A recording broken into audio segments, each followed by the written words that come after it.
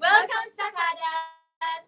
Good afternoon, everyone. I am Chelsea, your AVP for Talent, and I am with Jhean, a lead generation specialist at Stock PH. So, narito na naman tayo sa ating live. Kamusta ka naman, Ma'am Chelsea? Okay lang. Okay lang kami. So, yun kaya po kami nagla-live ngayon ay dala po natin ay good news. Because we have several job openings to discuss with you. So, keep on streaming, sit back, relax, at sana po makasama po kayo hanggang matapos ang live na to.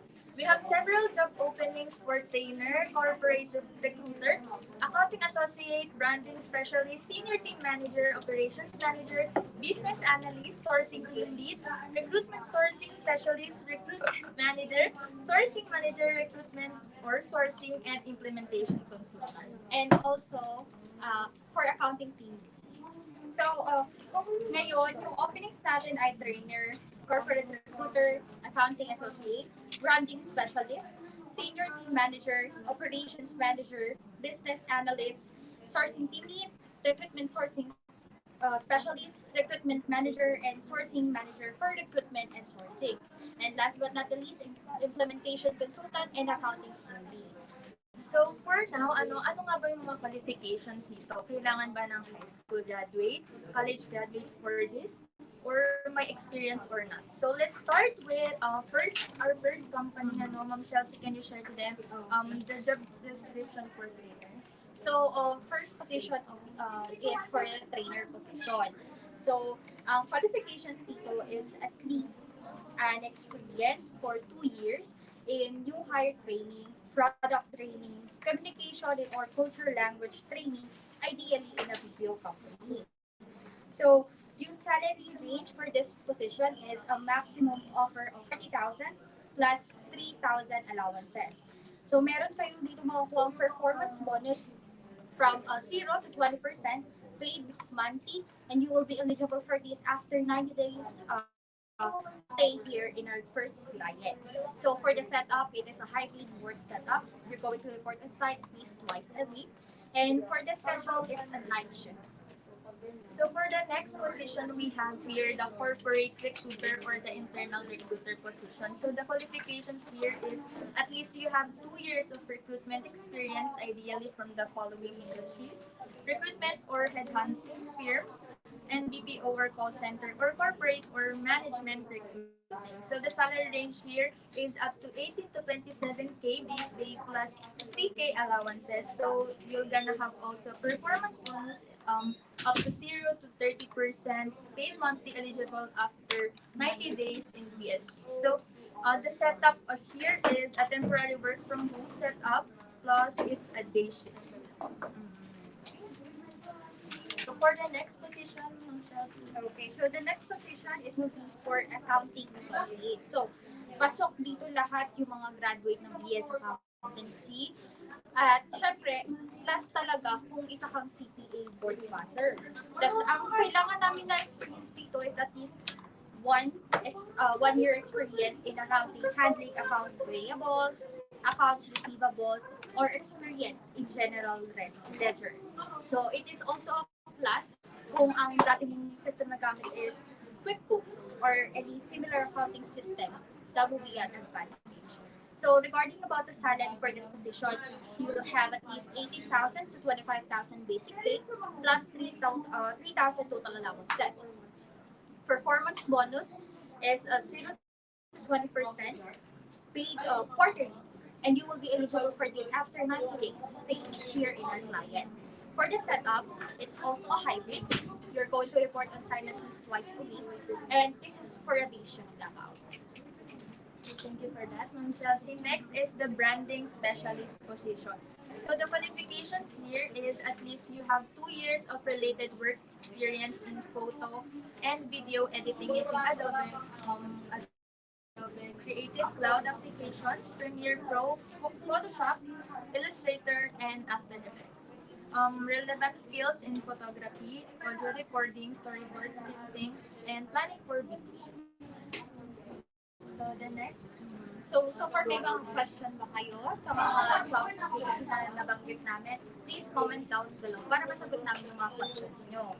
So, there's the next naman na position for first client pa rin, senior team manager. So, pasok dito yung lahat na may more than 1 year experience as a team lead, as long as you handled a lot of teams, or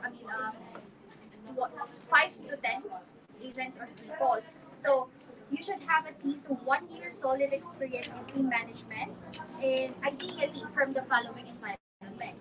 First, BPO or call center industry. Second, sales or insurance firms with a high degree of client engagement. Third is for the advertising firms with, and last is for the recruitment or headhunter firms. So you should have deep knowledge in the principles of operations management, coaching, and counseling. And yung other requirements is you should have a reliable internet connection, because for this position, it's temporary work from home. And you will be qualified for the equipments provided as long as you're in the NCR bubbles. Regarding about the salary range is from 37,000 to 45,000 basic pay then you will have at least a total allowances that we cannot disclose. Kaya dagdag ko lang, Ma'am Chelsea, and dito po sa ating team leader position, tumatanggap din po kami for those who have experienced subject matter experts, supervisors, and operations manager with no more than 1 year of experience. So to all the aspiring team leaders there, if you are watching, you may send your updated resumes to our emails. It's jhean@stackpage.com, or you can send it to iverlee@stackpage.com. So to proceed, here, there's a position. So the requirements here is at least you have 3 years of operations manager experience, ideally from the following industries. First is the BPO or call center, recruitment or headhunting firms, airline, sales or insurance firms, advertising firms, and shared services. So the salary range here is up to 60 to 85,000, excluding the night differential pays, monthly incentives, and allowances. So the work setup here is hybrid. Hybrid setup. So ano ko ng sahod nila? So, next natin naman is para sa mga operations manager. So, pag meron kang 3 years experience as a senior operations manager, ideally from the industries that we mentioned earlier. So, I repeat, is for BPO or call center industries, recruitment or headhunting firms, airlines, sales and insurance firms, advertising firms, or other shared services. So, the salary for this position is from 90,000 to 100,000, 120,000, excluding night differentials pay, monthly incentives, and allowances. So, 90 to 120,000 basic pay pa lang. So for the next position, we also have here the Director for Program Management. So the qualifications here is at least you have 3 years of experience as a director or leader, ideally from the following industries that have said in the past job positions. First is a BPO, recruitment, airline, sales, advertising, or shared services fields. So the salary range here is up to 180 to 50,000, excluding the night differential pays, monthly incentives, and allowances. So yun, Ma'am Chelsea, ko lang kasi para din sa ating mga applicants, ano po ba yung mga red flags here sa ating corporate search? Okay. So, lahat ng position na nabanggit namin is for our first client. So, iisa lang sila ng mga red flags or iniiwasan ng kanila. First, jumping profile. So, tumatanggap kami ng at least hindi ganun karami yung company na pinasukan, pero dapat valid yung mga reasons for leaving. Pangalawa is, ang red flags dito is yung mga hindi or nag-immediate resignation na hindi pinayagan ng companies. So, hindi sila magpo-provide ng mga COE. So, maganda naman if ever na talagang kailangan talaga yung reason nyo na mag-left kayo sa company, ina-accept pa rin namin yun. Well, tutulungan naman namin kayo para ma-process kayo kung anong position yung gusto nyo talaga. So yan. Sana nag-take note sila ng Ma'am Chelsea para, syempre, mas madali silang matanggap dito sa mga position na to. So for the next client we have, we will not disclose it, right, Ma'am Chelsea? So for the first job position, it's for a trainer again. So kung sa first client natin, meron tayong trainer position, dito meron din. Ang salary dito is from 25,000 to 33,500. And kanilang educational attainment na kailangan is at least 2 years in college. Tapos, for the experience, at least 1 year experience as a trainer, experience ideal in the BPO industry. So, ang kinakaibahan lang dito, for trainer position, ang need nila is galing na talaga sa BPO setting. So, as long as you're willing to work on night shift schedules, willing to work on site, and willing na mag-work sa Quezon City, pasok ka dito. So, pangalawang position naman is for recruitment sourcing specialist. Ang salary range is from 21,000 to 28,000 basic pay. Ang need namin na educational attainment is a bachelor's degree of any course. Experience needed at least 1 year in recruitment industry. So for the next position, we also have here the recruitment marketing specialist. The salary range here is up to 21,000 to 28,000 basic pay. Plus, the minimum job requirements is professional portfolio. Candidate must possess at least a bachelor's or college degree in any field, at least 1 year relevant experience, must be willing to work at Commonwealth Avenue, Quezon City, and flexible and adaptable to change. So, again, if you are asking how to start with your application, you may send your updated resumes to our email. Again, it's careers@staffph.com. Okay. So for the next job position, it's recruitment marketing specialist, more on digital advertiser or leads generation. So ang salary dito is from 21,000 to 28,000 basic pay. And regarding about dun sa mga requirements, dapat meron kang professional portfolio. You should have at least a bachelor's or college degree in any field, at least 1 year experience in the relevant that is relevant for the position you're applying for, and you must be willing to work in Commonwealth Avenue, Quezon City. So I think this is for an on-site. This is for on-site in Quezon City. So you must be flexible and adaptable to change and to work on-site. So moving forward, we have here our third client.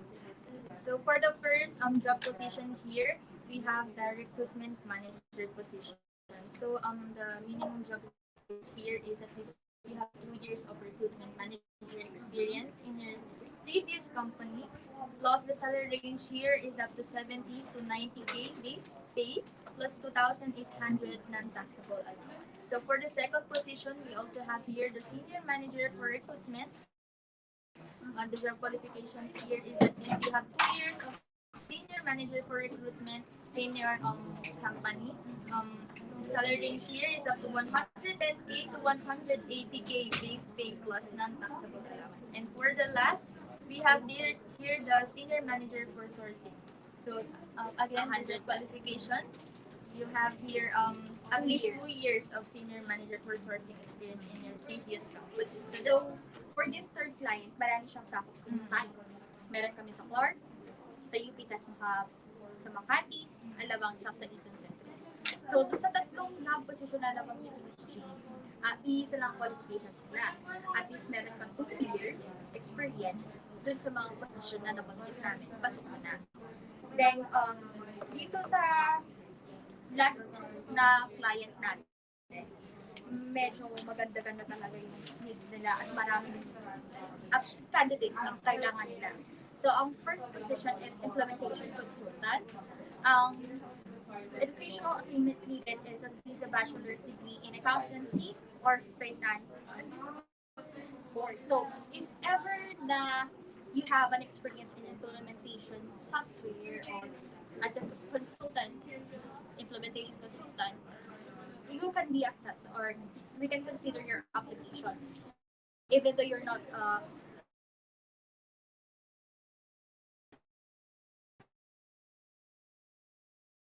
more than 3 years experience in implementation. Kahit hindi ka accountancy or finance graduate. Tapos, salary nito is ranging from 40 to 60, I think. Pero for this one, the schedule, it's a fixed night shift, fixed weekends off. And marami kang makukuha perks pag nag-work ka dito. So, isa na doon, yung you have a chance to work in a very great company. Right? At dito sa client namin ito, they pay based on your performance. So, kung talagang sobrang galing ka, bayad lahat yung efforts mo. So, for the next position naman, Chelsea, we have here the team leader. So, the work setup here is a temporary work from home setup. It is a fixed night shift plus fixed weekends off. So the job qualifications here is you must have a strong general accounting experience, must have a client-facing experience, syempre excellent communication skills, and experience handling at least 5 to 10 people. So, For further details, you may check out our website. It's www.stackph.com. So yun, Chelsea, kung may mga tanong po sila about the job openings we shared, pwede nyo pong i-comment dyan sa ating Facebook Live. So para masagot na hanggang nandito po kami. Or kung wala kami dito, pwede naman po kayo magtanong sa ating Facebook page dahil meron po mag-entertain sa inyo dyang marketing specialist. So again, to apply, send your updated resumes to iverlee@stackph.com or jhean@stackph.com. Or at least visit our website www.stackph.com. So yeah, you may also like and follow our social media accounts. It's StockPH Official, Instagram, Twitter, TikTok. We also have here the Pinterest and YouTube. So again, if you have questions na Ma'am Chelsea, you may comment down below or message or So, Ma'am Chelsea, last na lang, i-share naman po natin sa kanila yung hiring process for our first client and the best. Okay. So, para sa masilahaling ng process, sa position na magkakaiba. Sa process, meron silang validation interview. Pag nakapasa ka sa validation interview, next would be final interview. Last is final interview, then job offer. So, pre-final interview, it is only just preparation for your final interview. Pero kung sobrang binalingan mo sa validation interview, diretso final interview ka na, then job offer. So, dapat talaga, pag nag-apply ka, always check your phones or our messages, calls, para na-process ka namin agad. And pagka nakapasa ka na sa final interview, mga konting araw lang, job offer ka na, sign na lang. Siyempre, hindi naman po kayo pababayaan ng ating mga talent acquisition managers katulad ni Ma'am Chelsea. So again, to all our viewers, applicants out there, if you are watching, to apply, you may send your updated resumes to jhean@stackph.com or iverlee@stackph.com. Yan, pag magsisend po kayo ng resumes, send it in a PDF or Word document file. And syempre, huwag niyo kakalimutan ilagay sa subject, yung position na ina-applyan. At syempre, updated contact details. Or alternative number. So, I guess that's it from Chelsea. Thank you for watching our live. See you on our next live. Bye!